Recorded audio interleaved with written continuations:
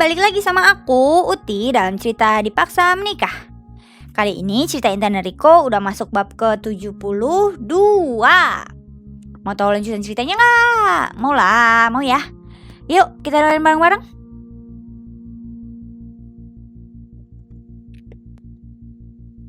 Setelah Riko memarkirkan mobilnya di dalam garasi, ia menarik dan mencium Intan di dalam mobil.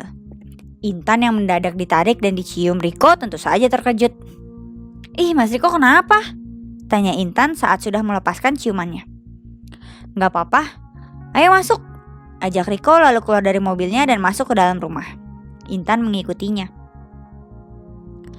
Malam hari Riko bersiap-siap tidur duluan. Ia merasa sangat lelah dan mengantuk. Intan keluar dari kamar mandi dan melihat Riko sudah tidur duluan. "Tumben nih orang tidur duluan," gumam Intan. Padahal ia ingin Riko melihat beberapa brosur perguruan tinggi yang ia dapatkan dari sekolah tadi pagi. Ia pun mengeluarkan brosur itu dan membacanya di atas tempat tidur karena tadi siang belum sempat membacanya. Keesokan harinya seperti biasa, Intan bangun pagi dan memasak. Setelah memasak, Intan kembali ke kamar atas untuk mandi. Karena ini hari Minggu, Riko tidak buru-buru bangun. Ia masih tidur di bawah selimut. Setelah mandi dan berganti pakaian, Intan membangunkan Riko. Mas Riko, bangun mas," panggil Intan sambil menggoyang tubuh Riko. Riko pun membuka matanya karena dari tadi Riko memang sudah bangun, hanya saja ingin bermalas-malasan. "Kenapa?" tanya Riko setelah membuka matanya. "Kok belum bangun? Biasanya Mas Riko selalu bangun pagi," tanya Intan. Iya, aku mandi dulu ya," jawab Riko lalu membuka selimutnya, turun dari ranjang dan masuk ke kamar mandi. Intan merasa heran. Dari kemarin setelah pulang dari Singapura, sikap Riko memang benar-benar aneh, tidak seperti biasanya. Intan juga tidak tahu penyebabnya apa. "Kenapa Mas Riko jadi jutek gitu sih?" gumam Intan lalu keluar kamarnya dan menunggu Riko di meja makan. Setelah mandi dan berganti pakaian, Riko turun dan menyusul Intan ke meja makan. Riko memandangi Intan yang duduk di depannya.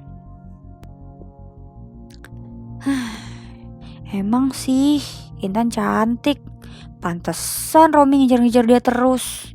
Untung aja udah gue nikahin dan tidurin. Batin Riko bangga. Riko merasa bersyukur karena papanya menjodohkannya dengan Intan. Meskipun awalnya ia menolak karena masih belum tahu calon istrinya dan belum mengenalnya.